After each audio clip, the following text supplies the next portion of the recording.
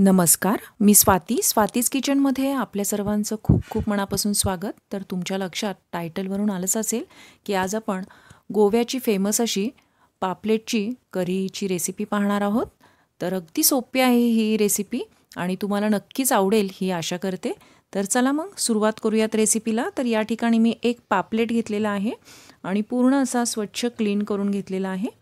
तर आता आपण त्यासाठी लागणारं साहित्य पाहून घेऊयात. तर इथं मी 2-3 चिंचेची बुटकं घेतलेली आहेत आणि ही चिंच छान अशी 15 मिनिटासाठी गरम पाण्यामध्ये मी भिजत घातलेली आहे. त्याचप्रमाणे 4 बेडगी मिरची घेतलेली आहेत, त्या देखील आपण 15 मिनिटाकरिता छान अशा गरम पाण्यातच भिजत घालणार आहोत आणि यातच आपण 4 ते 5 लसणाच्या पाकळ्या देखील भिजत घालणार आहोत. तर 15 मिनिटं आपण या छान असं भिजत घालूयात. तर या पापलेटच्या कालवणासाठी आपल्याला काय काय वाटण लागणार आहे ते पाहूयात. तर इथं 1 चमचा धणे, 1 मोठा कांदा घेतलेला आहे बारीक चिरून, म्हणजेच यातला अर्धा कांदा मी बारीक चिरलेला आहे आणि अर्धा उभा उभा पातळ चिरून घेतलेला आहे. 1 छोटासा टोमॅटो घेतलेला आहे आणि 1 सुक्का खोबऱ्याचा तुकडा छान असं त्याचे फ्लेक्स करून छान भाजून घेतलेले आहे. तर मिक्सरच्या भांड्यामध्ये सुरुवातीलाच आपण ही भिजवलेली बेडगी मिरची, चिंचेची बुटकं आणि 4-5 या भिजवलेले लसणाच्या पाकळ्या घालून या मिक्सरमध्ये छान ग्राइंड करून घ्यायच्यात.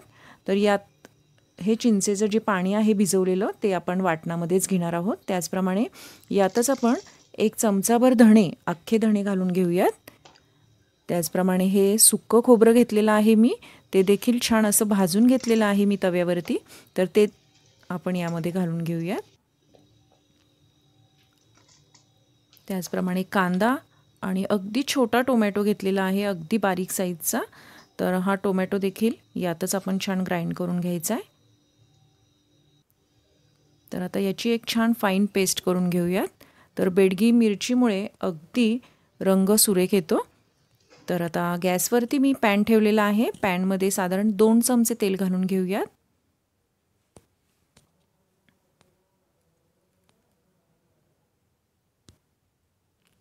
आता यातच 5-6 लसणाच्या पाकळ्या मी बारीक चिरून घेतलेल्या आहेत. तर त्या देखील छान परतून घेऊयात.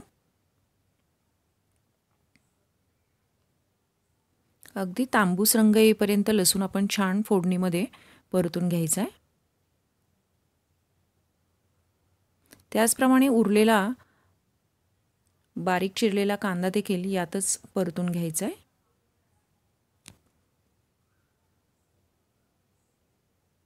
तर गाईज, अजूनपर्यंत माझ्या चॅनलवर आपण नवीन असाल आणि अजूनपर्यंत माझ्या चॅनलला सबस्क्राईब केलं नसेल तर प्लीज चॅनलला लाईक, शेअर आणि सबस्क्राईब नक्की करा. तर पाहू शकताय तांबूस रंग छान आलेला आहे आणि कांदा आपला छान असा भाजून झालेला आहे.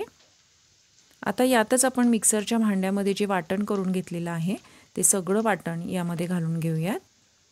तर पाहू शकताय अगदी सुरेख असा मस्त रंग आलेला आहे.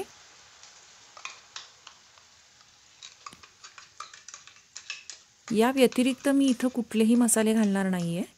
जे वाटणामध्ये आपण घेतलेलं आहे तेवढ्याच साहित्यामध्ये आपल्याला ही पापलेटची फिश करी करायची आहे. तर यामध्ये मी वेगळे असे कुठलेच मसाले घातलेले नाही आहे. अगदी ट्रेडिशनली ही करी नक्की अशा पद्धतीने करून पहा, खूप छान लागते खायला देखील. तर आता पाहू शकताय अगदी मस्त आपल्याला ती ग्रेव्ही छान अशी परतून घ्यायची आहे.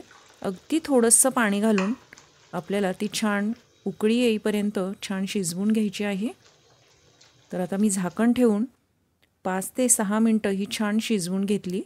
तर आता पाहू शकताय मस्त उकळी आलेली आहे. आता यातच आपण हा पूर्ण एक पापलेट यामध्ये घालून घेऊयात आणि या फिश करीमध्ये पापलेटचं डोकं नक्की घाला, त्यामुळे या कालवणाला खरंच खूप मस्त एक टेस्ट येते. तर पाहू शकता अगदी लांब लांब असे मी साईडनेच हे फिश घालून घेतलेले आहेत. एकावर एक असे घालायचे नाही आहेत, नाहीतर खूप ते गाळ होतात आणि विरघळतात आणि शक्यतो 10 मिनिटापेक्षा जास्त आपल्याला हा फिश शिजवायचा नाही आहे, कारण हा पटकन शिजतो. तर पाहू शकताय पाण्याची कन्सिस्टन्सी तुमच्या गरजेनुसार कमी जास्त करू शकता. शक्यतो ही करी अशी थिकच असते, त्यामुळे जास्त पाणी घालायचं नाही.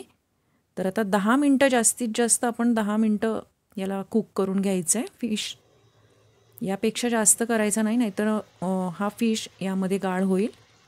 तर पाहू शकताय अगदी मस्त आपली फिश करी या ठिकाणी तयार आहे. आता आपण गॅस बंद करून घेऊयात आणि एक 15 मिनटं याला एक स्टँडर्ड टाईम देऊयात सर्विंग करायच्या आधी. तर आता पाहू शकताय मस्त आपली फिश करी दिसत आहे आणि तांदळाच्या भाकरीबरोबर किंवा भातासोबत ही मस्त अशी खायला लागते. तर कोकणामध्ये त्याचप्रमाणे गोव्यामध्ये तर अगदी आठवड्यामध्ये एकदा तरी अशा प्रकारे ही रेसिपी केली जाते. तर तुम्ही देखील करून पहा. आवडली तर लाईक शेअर